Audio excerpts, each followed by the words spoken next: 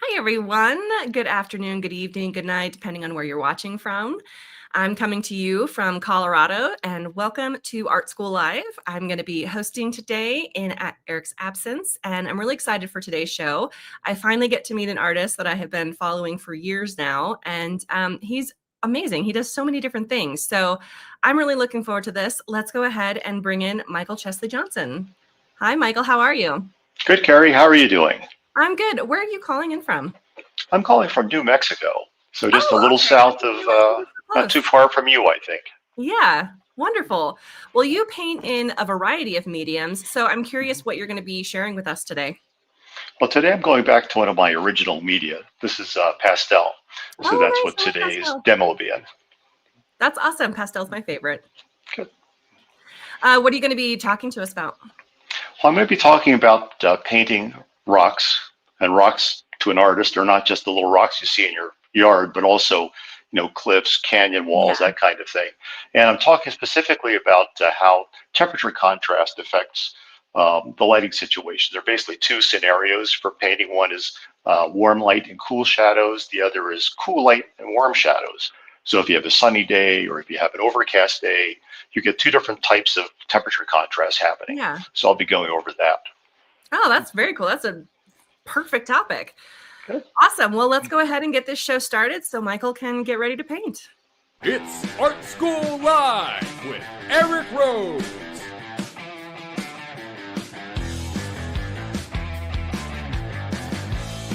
Now, here's your host, Eric Rhoads. Carrie Stover. Welcome to Art School Live. Eric is out this week taking a much needed vacation before our Pastel Live event next week. And I am so excited to be hosting today. We get Michael Chesley Johnson, who I have been following for years on Instagram, and love that he's doing pastel today because that's my favorite medium. So I'm going to go ahead and let Michael take it away. Okay, here we are. Like I said before, I'm going to be talking about temperature contrast as it relates to those two different lighting situations. First, I thought I'd demonstrate a sunny day. So you have warm light and you have cool shadows.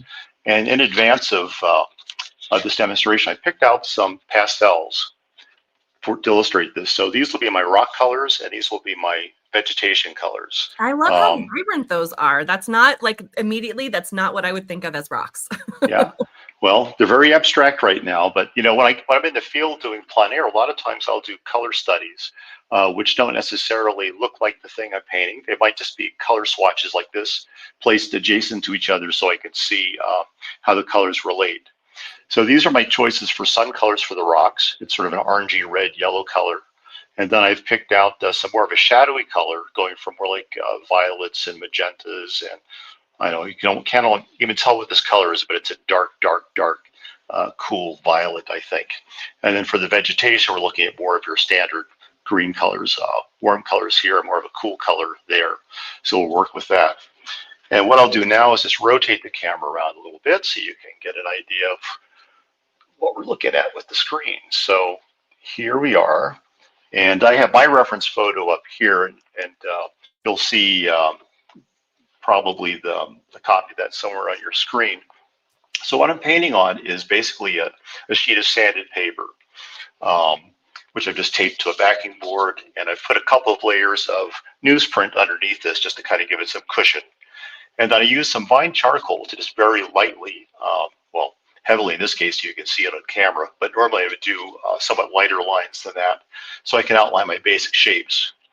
So the first thing I'm thinking of with the contrast on a sunny day is I want to push the contrast no matter what the lighting situation is.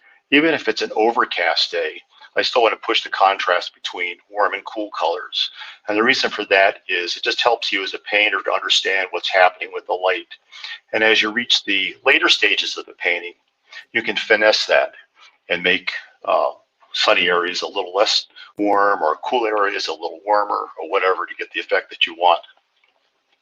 So what I'm going to do first is just take this this mid-value orange pastel. I'll just go ahead and mark in some of my light sunny areas just to get that started as a reminder of how light that's going to be. So I have an area back here too I want to address. And although it doesn't show it in the photograph, I've decided it'd be helpful to have a little wedge of sunlight here. Kind of creates a little trio of shapes that you can refer back to as you're painting, and helps the eye travel around to the painting. So that's my initial stab at what that's going to look like. So let's move this on down. I'm going to focus on this shape right here. Given the time restrictions, I'll work on this area first, and you can work out from that later on when I'm back in my own private space. What size do you typically work in when you're doing plein air? When doing plein air, I like to work anywhere from 9x12 up to 12x16. Oh, wow, that's big. Yeah, it is big. And, you know, the big ones take a lot of energy. So I find myself often migrating to some of the smaller pieces like 9x12 or even 8x10.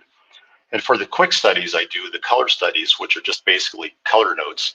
I might go as low as 5x8 or 6x8. Now this isn't as light as I can go. I can actually go a little lighter later, but I'm not going to do that yet. I'm going to kind of hold off on the extremes of value at this point. What I will do now is take a cool violet, and let's just test this here and see how that's going to look against that piece of color. And if you've been painting for a while, you know that it's important to compare your colors probably directly on your painting surface. At least that's, for me, it works best. So here's that light orange, and here's that that darker, cooler violet. And as they're juxtaposed, I can see that that's probably about the right relationship that I want to start with. Yeah, I've come to find recently color relativity is kind of kicking my butt right now. It's one thing, and then you put it down next to another color, and it looks completely different. Exactly. You know, you can do something like what I did on my color swatches here. I'll hold that up again. But, you know, it'd be nice to put these little swatches directly against these other swatches so I can get a better reading. With this little bit of white space around them, it's kind of hard to tell exactly what's going on with the two colors when they work together like this. Let's put a little bit more of that in just to kind of get that shaping up. I'm using the side of the pastel, just keeping it very abstract to start with. So that's working real well together. I've got some nice warmth, I've got some nice cool. I do want to introduce some of the color for the vegetation here. So let's go in with this, which I'm proposing is going to be my shadowy, cool vegetation color. And let's put in some of the sunnier, warmer color here. And again, I'm keeping these all kind of adjacent so I can see how they work together. And that's working just well. Perfect. One thing I wanted to talk about with rocks too is that when I'm painting rocks, and I mean cliffs or canyon walls or mountains, I like to make sure that all of my lines when I'm outlining rocks are straight lines with angles. So rather than doing curves, kind of did a bit of a curve here, you know, I would keep that probably straighter like that. And the idea there is that as you work into the painting and paint more on it, those straight lines and sharp angles actually get softer and rounder. And eventually you end up with the proverbial baked potato effect. Right. So I start off with straight lines, sharp angles, and as I paint, I'll continue to reinforce those straight lines and sharp angles until it's important that I've started to, or I reach a state where it's important to, you know, to make them rounder, a little softer, Right. whatever. That is so smart, because that explains why all of my rocks look like just big blobs of baked potato. See? Okay, this is a slightly lighter green. I don't know if you can see the difference, but it's more of that color. It's not as dark as this, and it's actually, it seems like it's a tad warmer. Yeah, but that's I was just gonna say it looks a little warmer. Yeah. So, but it's still cooler than that, you That, know, right. than that orange, and it's still cooler than that. And that's the key thing, is that there's no absolute with warmth or coolness. You have a full spectrum of warmth and coolness that you can work through. Well, and that's So where that color relativity comes in, because I know a lot of times, like with shadows and stuff, I'm like, oh, it's got to be cool, cool, cool. But then you put it down, and it just depends on what it's next to. Exactly. It's all relative. I'm going to go back into this canyon wall a little bit. I'm going to go a little lighter. So this is the color I propose to use. It's just incrementally lighter than that magenta. just to make sure we get enough of this background wall working for us. Now And here I'm going to using a soft pastel rather than a hard pastel for this underpainting. Is that pretty typical for you? sometimes. I like to start off with the right colored value that I want. So I'm not looking necessarily so much at whether it's hard or soft. If it's important for me to draw lines, I might be looking at a harder pastel. And if I'm doing an initial wash, as with alcohol or water, to solidify the color and cover all the white spots, then I might use a hard pastel just because it doesn't gum up the works as much as these softer pastels would. So the reason I asked that, and I don't know if anyone else struggles with this the way that I do, I'm very heavy-handed when I paint. And so I find that if I use soft pastels for the underpainting, I end up filling up the tooth too quickly and everything just kind of muddies together. That's kind of gloms together, doesn't it? Yeah. It depends on your approach too.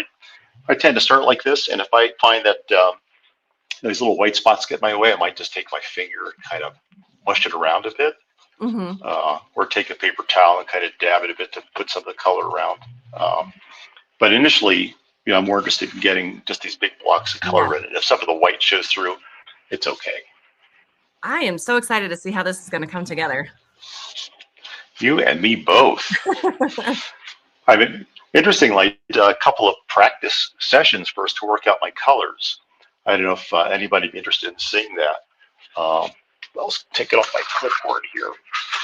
And you can kind of see this is how I worked out my color scheme. Okay. Worked on my color choices. So it's still very abstract, but there's a certain amount of reality there with the temperature contrast working for you. Okay, so this is working. Do you do thumbnails? Sorry, I just interrupted you. Do you do thumbnails for all of your paintings too, or do you just go straight to a color study? If I'm doing plein air, I just do a quick thumbnail, a value sketch, basically. If I'm doing a studio piece like this, then I tend to do color studies to work out the colors that I need. Okay. But I try to leave it sort of open, so nothing's set in stone. When I did the color study for this, I picked out, I guess it's like, I don't know, maybe 10 pastel sticks. As I go through this, I might realize that some of my color choices maybe weren't necessarily correct, or at least right in the context of what I'm doing now. For example, I've got this little dark pastel here, which is kind of neat, this green. That seems to work. But then this warm one that we talked about, I'm thinking, wouldn't it be nice to kind of make this a little cooler than that? So I might actually do something like this, where I've got this pastel, which is for these upper reaches of the rock. It's sort of a bluish color. I might work that over some of this very lightly, just to kind of push it back in the distance. Yeah. So that just helps kind of separate it from that foreground area. Not something I did in my color study, but there it is. Okay, that little guy here needs to have a bit of color. So I hope you guys can see that we've got some good temperature contrast working here with some nice warm orangey colors and nice violet-y colors. What I want to do now, though, is begin to, well, when you reach this stage, I've blocked it in totally with my basic palette. What I want to think about at this point, do I have the right kind of temperature contrast that I need in order to evoke the sense of a sunny day? And, looking back at it, stepping back a couple of feet, yeah, it feels like sunshine. We've got a close-up of a shadowed cliff wall, and in front of that, we've got some rocks that are picking up some sunlight. And that seems to work pretty well. So what I might do now is start modifying some of the sunny areas, thinking about that little bit of yellow, warmer color, just to hit some of the highlights perhaps on the rock. Just to give it more of a rounding of the form, so this area on this side is facing more directly to the sun. And it's actually a little cooler than this orange. You get to a point where you can take the orange color and move it to more of a yellow orange, and then move it on to a yellow. And as you move away from this red orange, it gets cooler And if I even turn this form even more toward the sun, it's going to be even a little cooler note here. Just don't know if you can see that, but it's a bit cooler of a highlight thing going on. And the idea I have there is that the bulk of the color of the rock that's in sunlight is going to be a very warm tone. As it moves around toward the sun, as it rounds away, it's going to get a little cooler and a little cooler and a little cooler until at some point you might even have a little note of white. I've got a white here. So I can put like a little dab of that there. And what that does is it just increases the temperature contrast between the warmth area and a little bit of cool note, which makes it seem even warmer in comparison to these slightly cooler notes. Right. Not sure if that makes sense, but Yeah. we're looking towards temperature contrast. So if I can contrast that with something really cool, like that cooler accent, then it makes it seem even warmer. Okay, so now let's think about modifying some of this a little bit here. I'm thinking specifically of these shadow forms. I want to stay within the cool range, and I want all my values to be within a narrow range. Again, if you look at that piece of paper here, these are my cool rock notes, and they're all kind of in a similar value range. A little lighter, a little darker, a little warmer, a little cooler, but they're all still in their own little range as opposed to this range of warm light colors. And it really does help to pick these out in advance and try to parse out exactly where they sit on the value and temperature scale. Yeah, it kind of seems like it. I think that's where I'm kind of falling behind. I just kind of pick as I go. And well, the problem is that I'm seeing in a box of pastels here. It must have like 144 sticks, just making a random guess. And if you went and just sort of picked them out as you felt you needed them, you'd end up with 30 or 40 pastel sticks. Right. And what I like to do is pick out my initial handful, in this case I think around 10, and I try to reuse those wherever I can in the painting. And if I get to a point where I absolutely need something else, then I'll pick it out of the box. But that really keeps me from just having too many pastels and lack of color harmony or unity at the end of the painting process. Yeah. So this pastel is now much darker. It's almost my darkest value, not quite, but I want to see if I can extend the value range a little bit in this rock. So I'm just going to take that and just add a little bit here down toward the base of it. And you can see how that's beginning to add a little depth to it as well. It's maybe too dark, so let's go with one that's a little lighter, but it's still dark, so that's good. Yeah, so I want this to be a little darker through here. Don't want it to be as contrasty as I have it. So it's still within the shadow value range, which is good. Let's go to this guy in the back here. As shapes go off in distance, you'll find that the contrast is less in those shadow areas and also within the light areas. So this dark accent I put here won't appear in this distant one. This is closer, so you see more value shifts within a closer object. Do you make it cooler as well when you do that? I keep it about the same. In fact, what's going to happen with this shape is you'll start seeing some bounced light within that area, and it'll warm up that area a bit. Okay, yeah. But I usually try to keep it somewhat close to the same value. Like this whole shadow here, the shape is closer, so I'm making this rock a little darker, the shadow parts. And that makes it seem a little closer. It gives you more contrast between this light area and that dark area. Whereas here, that's a little lighter against that light area, so it feels a little further back.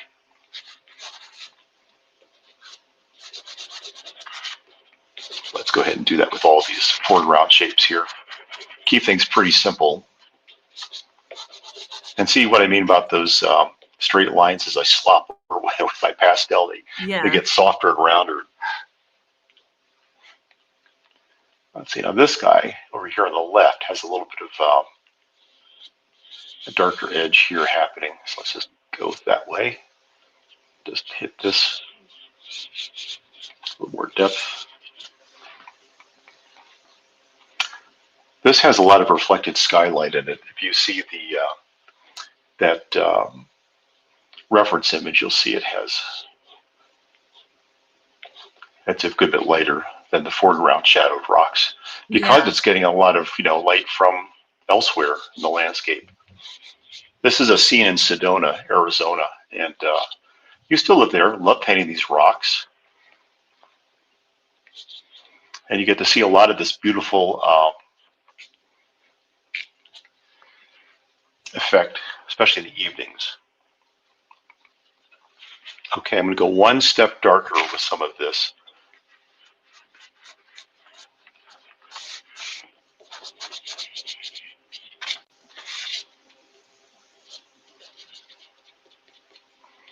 As a painter, I find myself most excited about these kinds of strong contrast situations. Yes. I have a really dark violet here. It's my darkest value. I'm just wondering, where's that going to work best? Here in the foreground, maybe.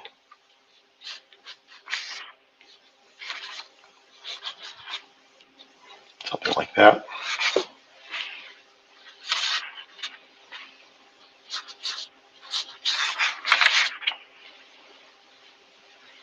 Okay. Let's refine this area a little bit here.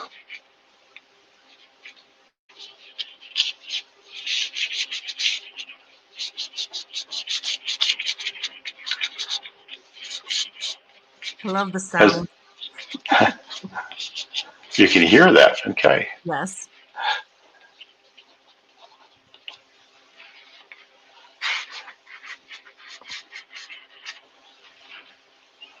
I'm liking these vivid colors. That's my favorite thing, is trying to, I love when artists really capture the more vibrant, like colors you wouldn't normally think you would see in a landscape, but they capture it so vibrantly. It's so cool. Well, it'll be interesting to see how the next little demonstration works with the overcast lighting situation, because it's got lots of gray muted color in it.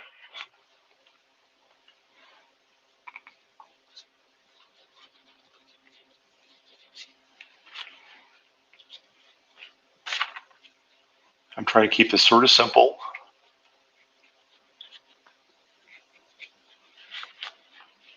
Now, there's a lot of interesting stuff that happens back here, that more distant rock, and some of it's this green color, but some of it tends to be more of that blue color. Let's see if I have I don't have the green I want, so I'm going to take this gray green and just put that in, and then we'll modify it with that color of the rock that surrounds it.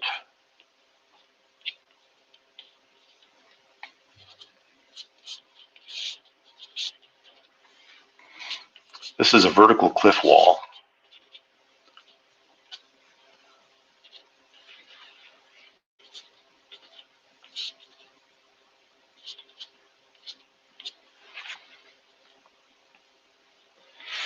Okay, let's go back to that original pinkish color. Let's kind of go over some of that just to soften it so it's not quite so vibrant.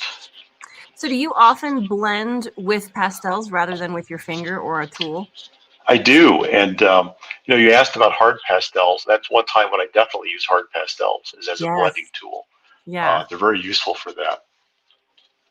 In fact, what I'm going to do after we finish this morning is these pieces won't be finished by any means, so I'm going to finish them off and post them or send them to you. Yeah, and make sure you tag us, because I want to definitely see what this looks like.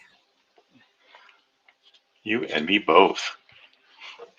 I've been in such a painting lull lately, so I've got to get into it before Pastel Live next week. Oops. Pastel was one of the was the first medium I took that got me back into painting. I painted for many years as a child in oil and acrylic. Gave it up for a long time. decided to get back into it and took a one-day pastel workshop, and that was just an eye-opener. It's like, no, this is, I want to get back to this. This was, just wonderful to have that tactile experience with the pastel sticks. So do you paint in every medium? Let's see, what don't I paint in? I don't really do watercolor, but I do gouache, which, as you know, is very similar to watercolor. Yeah, but it's got the vibrancy of the pastel, which is why I like it. Yeah, exactly. I haven't done acrylic in a long time, partly because it's, I don't know, just for me, it doesn't work as well as oil. I'd rather work with oil if I want to paint with that kind of a medium. And I only have so much storage space in my studio. I can't accommodate all these media. Right. Yeah, this guy is kind of amorphous over here. I'm not going to deal with him at this moment. But the one thing I want to show here is also that sense of bounce light that you can get. There's rock out here to the right, and this guy is going to get a little bit of orange, which is just going to be very subtle, just to indicate that there's some light bouncing back into the shadow area. And it's a warm note. The key here is you don't want to make it too warm, so you can take a little bit of your violet, your light violet, and go back in, just kind of soften it a bit. And that would be enough to give you that sense of warmth coming through. Let's add a little bit of yellow here just to kind of get that plane working better for us. And these are very vibrant colors. It's they're almost, to my way of thinking, a little too rich sometimes. I'd be tempted to go in with grayer versions of these, just to kind of calm them down a little bit. But that's good for right now. This kind of accomplishes what I wanted to show with this particular lighting situation. So I'm going to move on now to the next one, which is a foggy day. Have any questions about it? No, you are an amazing teacher. There are no questions. No notes. Okay, good. Everybody's asleep by now. Come on, guys, wake up. No, oh no, we're not asleep. We're very intently watching. Okay. Well, this is...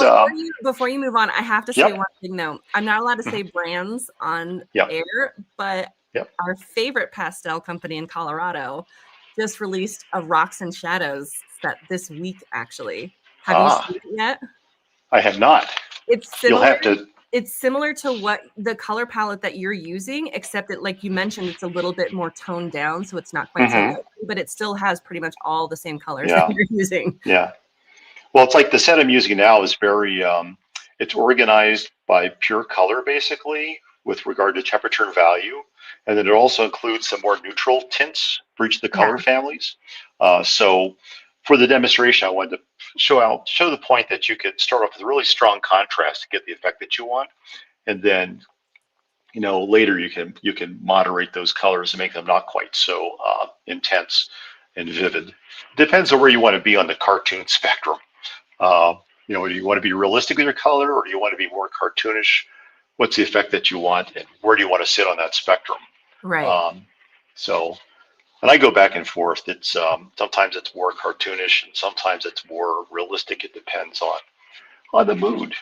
I had a studio gallery, have all my paintings inside. Had a person come in and ask about the paintings. He said, after looking around for a minute, well, how many artists do you represent? I said, well, just me, but I have 12 personalities.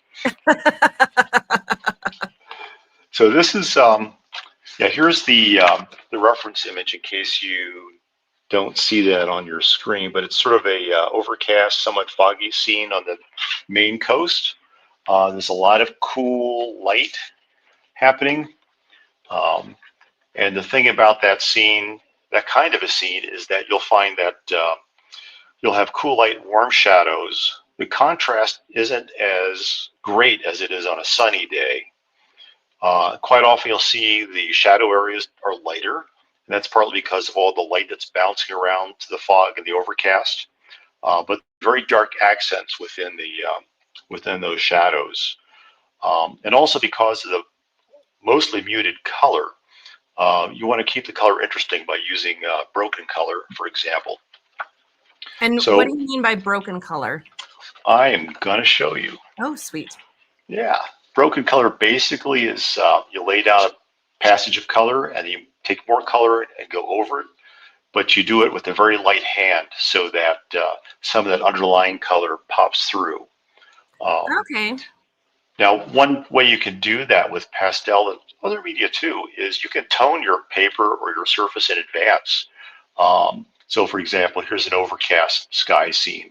I might start off with a light blue, which is very cool, but then I could take a, say a pink pastel or a green pastel or orange pastel, doesn't matter, just some contrasting or complementary color even, to just like skip over it, which makes it more interesting. So instead of just a flat gray, Yeah. and that's what I have here for my sky fog. I have basically it's like a cool pink and a cool green. And if you layer those over and keep the idea of broken color happening, you get a much more interesting fog effect or overcast effect than if you make it all pink or all green or all just a flat gray. Okay. And then for the rocks, I picked out these colors. It's kind of a pink and kind of that almost looks like a totally neutral gray to me.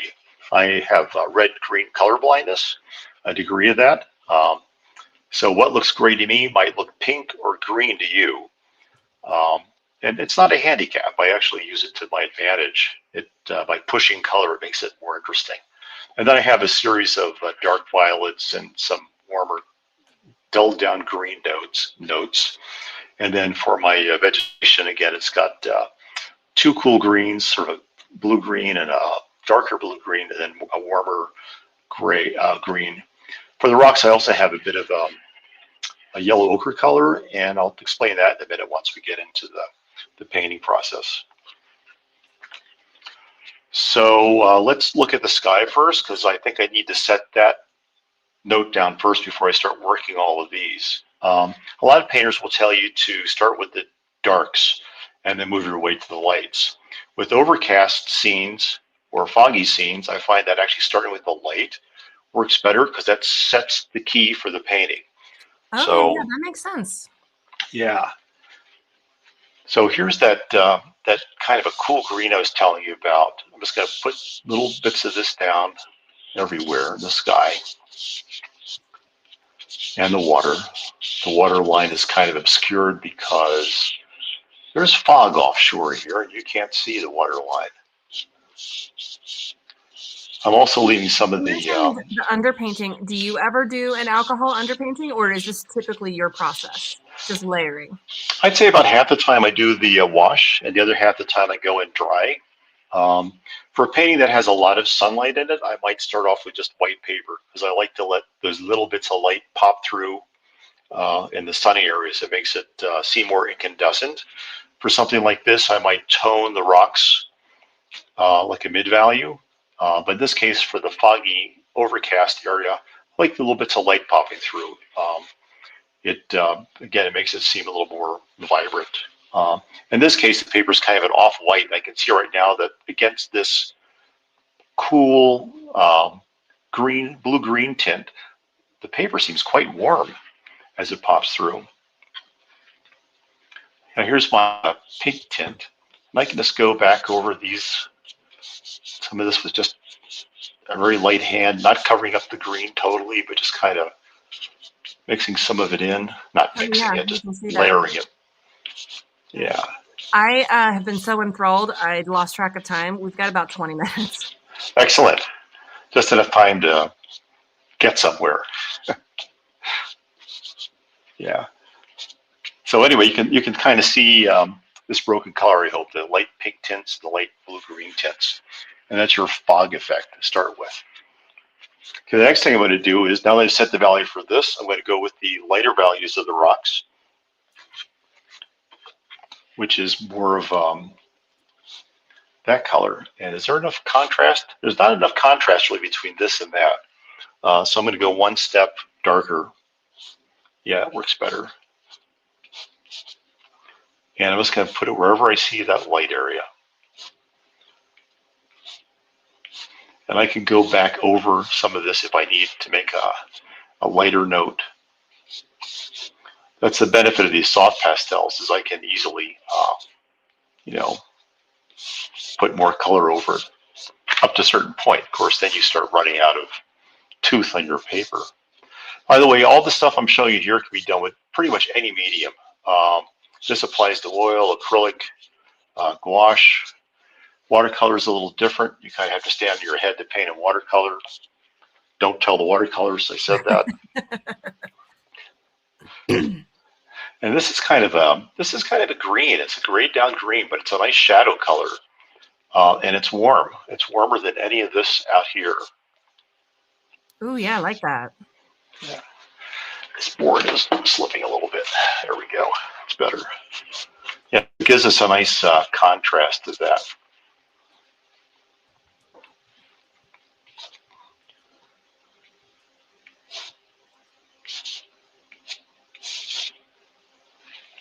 And then I want to go a step darker in some of this area. And again, that's a very warm aubergine color. I just learned that word recently. Good place to use it. I love the abstractness of this. Mm-hmm. Well, you know, when time is of the essence, I tend to get more abstract. And let's not forget the tree he's got to go into. So that's it's a bit warmer note than this color.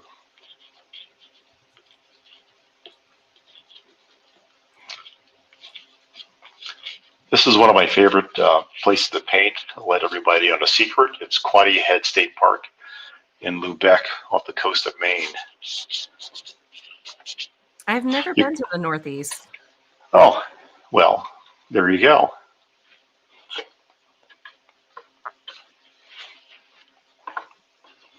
You need to go at some point. Now let's go in with the even darker note that I have here. I'm going to accentuate some of these dark crevices down here.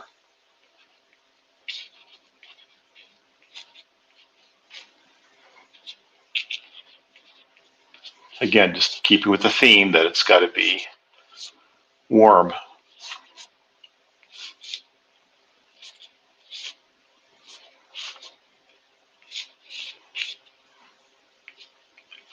Let's put some of that in the tree. I didn't have it in my little color study, but I think that tree needs to be a bit darker.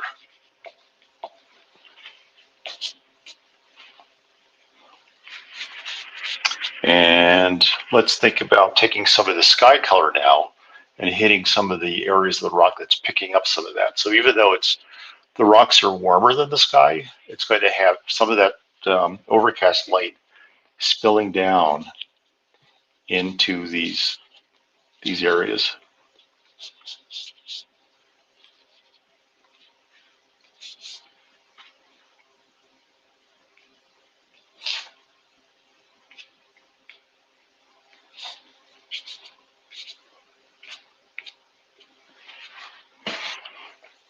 Oh, there's a little bit of land here. I want to put a little guy out here in the water. And just to give it a little more a sense of something being out here in the distance, let's put a little bit of cool headland out here. And over here, he needs to have a little something happening, another rock maybe. But it's mostly in that kind of foggy color, so it tends to sit more in the distance like it's enveloped.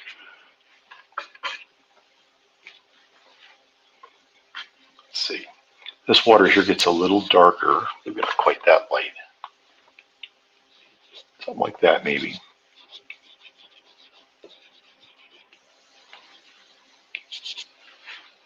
And then I can work some of that pink color over on top of it just to kind of make it sit in the distance a bit more.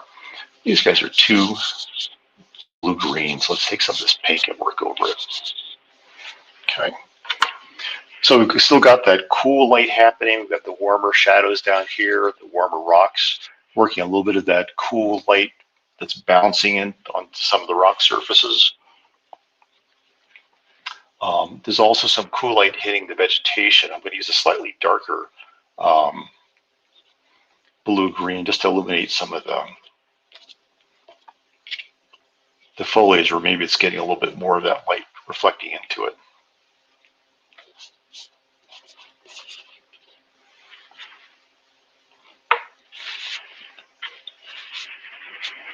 And then I can finesse it more if I need to. See, this is that greenish gray.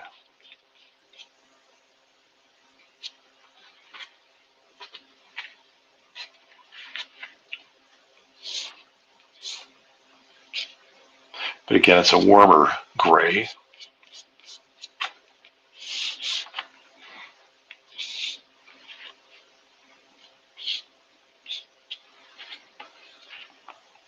Oh, and I did note on the image that I had, there's actually a bit of a warm note over here on the rock, so I'll take some of that lighter warm tint and just kind of give it a little more contrast by adding a warm note on top of it. Even though it's catching light from above somewhere that's got some of this color. Don't know where it's coming from, but I saw it, so there I put it in. And that just makes it pop a little bit more.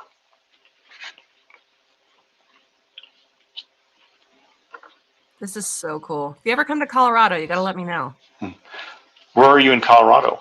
I'm in northern Colorado, almost Wyoming. Okay.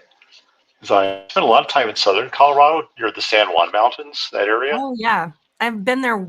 Actually, have I been? I don't think I've been to the San Juan Mountains. Oh, it's beautiful there. Is that like straight, like near I-25? Or do you see them from around there? Because I've taken I-25 down to Taos. No, it's west of that. It's more like if you think of Telluride, Ouray, yeah. So yeah, I've never seen that side of the mountains. Yeah. I've seen the Palisades. Okay. Which are cool. Well, the San Juans are a little more accessible, I think, than the taller Rockies. Yeah. A little bit accent there. Like I said, you can redraw these rock shapes if they're too round. It doesn't hurt to give them a little more presence, sharp edges and whatnot. And it's easy to overwork something like this. You want to maintain the abstract quality of it. Yep, that's definitely my MO. Yeah. And you can see how my dirty hands have kind of mussed up the sky back there, but being professionals, we can fix that problem. Refine this shape a little bit. So we talked about keeping the color interesting too, and I think that's it's mostly a very muted gray scene. By adding these little pops of this color, it adds a little bit of spice to it, brings up the interest level, I think. And in fact, diving into my palette from the previous piece, what does this orange do here? Oh, that's interesting. A little pop of color. A little pop of color. And if it's too much, you can moderate it a little bit. So I like that you're doing that, because I have a tendency to put something down, and then if I don't like it, I end up brushing it off. And I feel like I take out too much. So watching you try to blend that in is really helpful. Yeah. Well, I think the key is that if you put something down that you think is wrong, rather than trying to remove it, see if you can add to it. So if that orange was too much, I can add to it by adding some gray to it, which will improve the painting at that point. Now, one thing you also get on these sort of overcast days of the coast is you often have a little bit of warm light coming through. Just a little bit, not very much. And maybe that's where these little bits of highlight are coming through. Something like that. We have a question. It says, at this late stage in the painting, can you use alcohol to soften and blend the fog meeting the headlands? You can, but the problem with that is if you do it just that one area, it's going to look different from the rest of the painting. You're using a different approach. And if I were to do something like that, then I'd want to continue the idea and start using alcohol to soften other areas of the painting as well. If you use too much of a wash, it's going to make the colors drip, run, and merge and become muddy. But if small selective touches of it would be enough to kind of merge some of the areas to get rid of some of these little white spots, for example. And then you can go back in once it's dry with the pastel, the darker pastel or the lighter pastel, just redefine some of the sharp edges if you need those for the rocks. Yeah. Yeah. And typically what I would do is I would just do it at the beginning, the wash. Yeah. When you do a wash, do you typically do analogous colors, or do you like you try to do local color? Like, what's your approach to that? That's a good question. It really depends on the feeling for the day. If you use analogous colors or colors that are ones that you find in the scene already that are there, it can just help give you a good foundation to build more color on top of. Whereas if you use a complementary underpainting, the idea there is that it's going to vibrate at the end. So some of that color will pop through the color that you're applying later and add a vibrancy to it. So if it's a foggy scene, I might be tempted to use a complementary underpainting. It might be nice to use a warm color here where the cool color is going to be, or a cool color here where the warm color is going to be. Keep in mind that it can give you a very jarring effect, so you have to keep tabs on how that's working as you progress through the painting. If it's too vibrant and jarring, then you might want to knock it down by covering up some of the underpainting a little bit. One of the things with underpainting, of course, is you don't really want to cover up the underpainting totally. You always want some of that to show through. It'll either enhance the painting through vibration, as with a complementary underpainting, or it will add to the unity of the painting if you use a color palette that's more in keeping with what you are putting on later.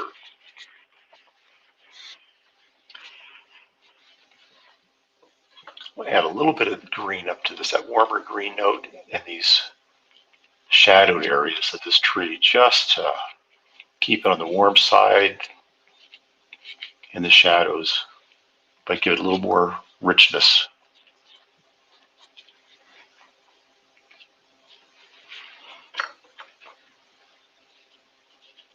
I think, how are we doing for time?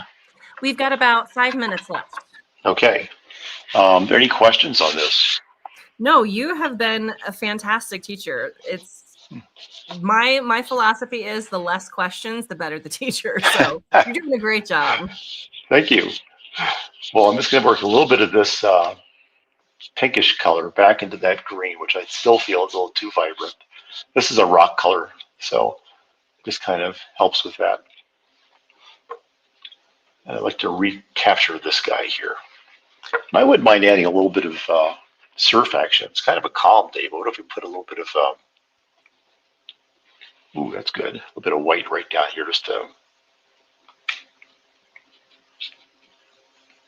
let us know that that's actually water there, not just more fog. Yeah. You know, it's kind of a danger sometimes. This is cool. I'm excited to see. So are you going to continue working on this one as well? Yes. After lunch, I'm going to work on both of these paintings. And awesome. I'm looking forward to it. Yeah, and I'll send that to you or tell you where it is, and then you can look at it and ask more questions if you want. I'm happy to answer any questions. Yeah, I'll be posting this on my my social media, so you can look for it on Instagram. I also write a column on Substack called Painting to See, and I'll be posting it there as well. Wonderful. Thank you. And I know we've had some people ask, Michael, unfortunately, is not going to be at Pastel Live this year. He has been on in the past, and hopefully will be on again in the future. Yeah. But yeah, check out his website. We've put that in the chat. He's got books, I mean, videos, all kinds of stuff, workshops, everything. So be sure to check him out. This is so cool. Sky holes. Sky holes are my nemesis. I hate them so much. Don't we all? I started actually like painting in the sky heavier with an alcohol wash and then painting the trees over it so you could still kind of see, but not have to actually put in the sky holes. Yeah. Well, one of the problems with, you know, some painters will paint the background and then they'll put the tree on top of it, which doesn't really work that well because it looks like it's collage. It's just collaged on top of Right. the painting. So what I like to do is paint distance and foreground at the same time. So you saw me paint the sky area first. I laid the tree on top of that. And now Yeah. what I'm doing is going back and redefining the sky shapes around it. And I'll go back and paint more on the tree, paint more in the sky, more in the tree, and just kind of work it back and forth. And what you end up with is a sort of a knitted thing. It's going to rotate us around here. Yeah, you end up with a knitted kind of appearance. And it just integrates really nicely with the whole scene. So instead of just pasting it on, and you have to be careful with sky holes. One thing that's easy to do by mistake is to cut your tree down by mistake. You know, you put a sky hole right in the middle of that trunk. So all of a sudden, there's no logical connection between the two. Yeah. And the other thing too is that you can make your tree look artificially too even, like a Christmas tree, I guess. So you have to really observe the tree. Every tree is a unique individual. It's a character in its own right. And the best way to bring trees in your painting is to just do a lot of studies of them and get a real feeling for how they grow and the sort of idiosyncratic irregularities that you get with the contours and the sky hole placement, that kind of thing. So. Yeah. There's a tree here. I call it the perfect tree because it literally it looks like the tree that kids would draw. Like it's perfect all the way around. It hangs perfectly on all sides. And I was like, I hate trees like that. That's what I realized. I wanted to paint it, but then I'm like, it's too perfect. It wouldn't look real in a painting. It would look terrible. Great in real life, not so much in a painting. And that's artistic license really helps with that. Well, one of the nice things about where you live, you're near the Rockies, the mountains, and you get these beautiful sculpted juniper trees. I love sketching those because you get some really wonderful characters out of those, and they're all kind of funky and irregular, but they're fun to paint. Yes, and I've realized there's so many varieties too, because there are the ones that look like they all look uniform. They're very flat and they are stacked evenly, and it's so frustrating. And then you get the ones that are like, half my tree is missing, and here's a little wonky arm. So it's fun to, now that I'm an artist and painting more and more, it's fun to just observe everything and just notice so much more. Yeah. Exactly. And that really opened up my eyes. When I started painting in pastel, when I got back to painting, I was seeing everything through a painter's eyes, and it just made life so rich. It's hard to explain that to someone who doesn't paint outdoors for, it's just a whole different experience. It really is. I was talking to my husband about it because he's not an artist. And so he doesn't see the world the same way that I see the world. It's so fascinating how our brains are just so different. Yeah, for sure. Yeah. Michael, this was awesome. Thank you so much. I cannot wait to see these paintings. You are such a phenomenal teacher. Everybody, Thank you. Encourage you Thank to you. check out Michael's website and go learn from Michael because you're going to learn a lot. Thank you so much. It was my pleasure and really enjoyed it. And we'll check in with you next time. Yes, we'll definitely have to have you on something soon. Okay. Always. Thanks, Michael. Thank you. Well, everybody, that is our show for today. We did mention Michael's not going to be on Pastel Live this year, but that doesn't mean you shouldn't attend because we've got some phenomenal faculty on there. It's going to be a wonderful time. I'm super excited because I get to co-host again this year. So much fun to get to paint along with all of these wonderfully talented artists. So be sure to check that out. The deadline is actually this weekend. Sunday is the price deadline, so the price goes up. So be sure to get that early bird pricing in. Check that out. And Eric's going to be back on. Actually, I don't know if Eric's going to be back on tomorrow or what they're doing tomorrow, but I won't be here. We've got another host who'll be here. Somebody will be here for you guys while Eric's out. So thank you guys all so much for joining us today. This was I hope you guys enjoyed this as much as I did. This was so eye-opening for me. I can't wait to go and paint. So I'll see you guys next time.